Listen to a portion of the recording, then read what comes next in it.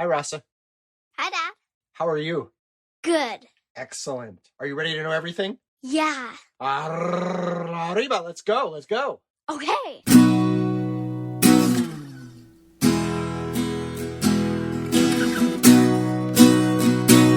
Today, I want to share with you a mathematically proven method for being twice as good at anything. Ooh, this sounds interesting. Here's how you do it. It's very simple. Improve a tiny bit, just 10%, 7 times in a row. Can you do that? What do you mean? Well, here's an example. Say you're into weightlifting. How much do you weigh? 50 pounds. Something like that. Say you can bench press 100 pounds. Does that sound someday doable? Yeah. And you want to bench press closer to 200 pounds. Does that sound doable? It sounds a lot harder. Yeah. Well, instead of trying to go straight from 100 to 200, just go 10% better for 7 months in a row. Let me give you the math. In January, you're able to bench press 100 pounds. 10% more than that in February, 110 pounds. In March, 10% more than that, 121 pounds. April, 133, May, 146, June, 161, July, 177. And by August, just by going up 10% per month, you're lifting 195 pounds when you started in January at 100. Wow. Now say something totally different. Say you're interested in public speaking. To be almost twice as good as you are now, you have to improve 10% at a time over your next 7 public speaking presentations. Like this. Say your first presentation, you get a rating of 5 out of 10. Well, to get better, just get 10% better for your next one. That's 5.5 out of 10. 10% better than that, 6.1 out of 10. 10% better than that, 6.7. 7.3, 8.1, 8.9. And by your 8th presentation, 7 presentations after you started, you're at 9.7 out of 10. You're nearly a perfect presenter just by going up 10% at a time. And then it should be easy to get those extra 3 points or to get those extra 5 pounds. Exactly. The same 7, 10% improvements in a row will double anything. The number of onions you can mince per minute, how many Girl Scout cookies you can sell per season, your basketball free throw percentage, Ooh. how many poems you've memorized, how long you can stay up on a surfboard, or the number of people you can hold with love in your heart. Now, not everything can be precisely measured, but if you want to be totally awesome at something important to you, consider a series of small, consistent, achievable advancements instead of immediate transformation. Do you know if there's any way to get a puppy by doing that? I guess if you get 10% better at begging me over time, I'm it could happen. 10% better a year. not going to wait years, though. Maybe 10% better a week, or a day, or a second. You never know.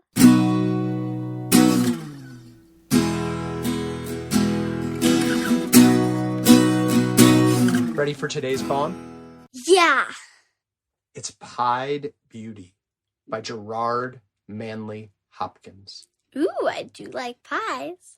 Well, pied in this case kind of means freckled. And all the things in this poem are one form or another of freckled things. So if there's a word you're not quite sure you understand, think of it in a freckled kind of way and you'll probably be on the right track. Okay. Pied Beauty by Gerard Manley Hopkins.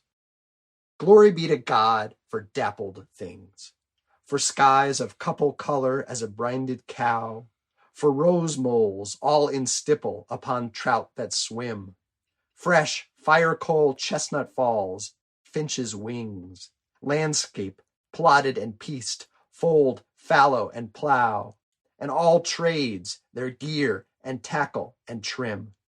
All things counter, original, spare, strange. Whatever is fickle, freckled, who knows how. With swift, slow, sweet, sour, a-dazzle, dim, he fathers forth, whose beauty is past change. Praise him. Ooh, I like that. Pied Beauty by Gerard Manley Hopkins. Glory be to God for dappled things, for skies of couple color as a brinded cow, for rose moles all in stipple upon trout that swim, fresh fire coal, chestnut falls, finch's wings, landscape plotted and pieced, fold, fallow, and plow, and all trait their gear and tackle and trim. All things counter, original, spare, strange. Whatever's fickle, freckled, who knows how, with swift, slow, sweet, sour, a-dazzle, dim. He fathers forth, whose beauty is past change. Praise him. So Hopkins is famous for writing these poems about all these natural, simple things around us and connecting them, in his case, to God, but we can connect them to any kind of source of beauty and wonder. Think about all the freckled things in this poem. Cows, birds, skies, Eggs. people, and even our stuff, our gear, tackle, and trim, right? And even the fields seen from below or from above. If you follow an airplane and look out the window, for example, you see those freckled patterns in the ground, don't you? Yep. What is your favorite form of freckled things? That's a tough one. I don't have one thing in particular, but glitter can make almost everything freckled in an awesome way.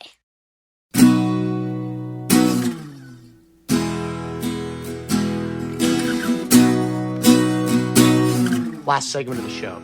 Do you have a vexing question for me? Yes, my vexing question is, where does metal come from? I mean, I know metal comes from the ground or something like that, but do your rings and necklaces really get buried in the dirt? I've got a good starting points in my head, but I'll try to make them a little more solid with some research, and I'll get back to you. Sounds good.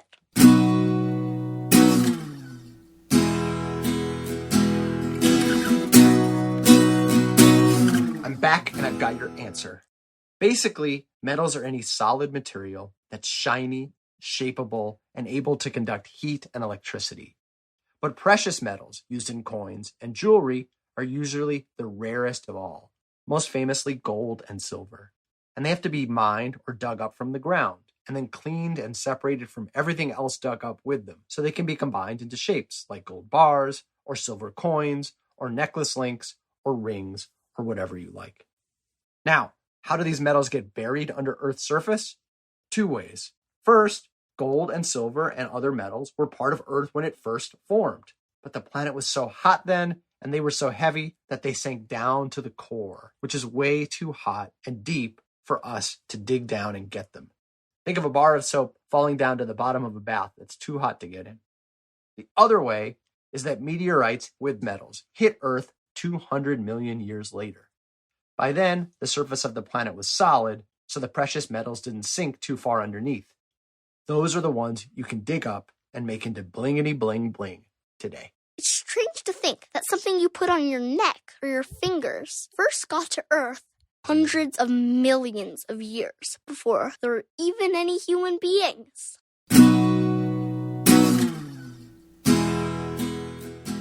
You Must Know Everything is produced by me, Jeremy Smith, and her, Rasa Smith, with awesome music by Furniture. Please rate, review, and share the show with friends.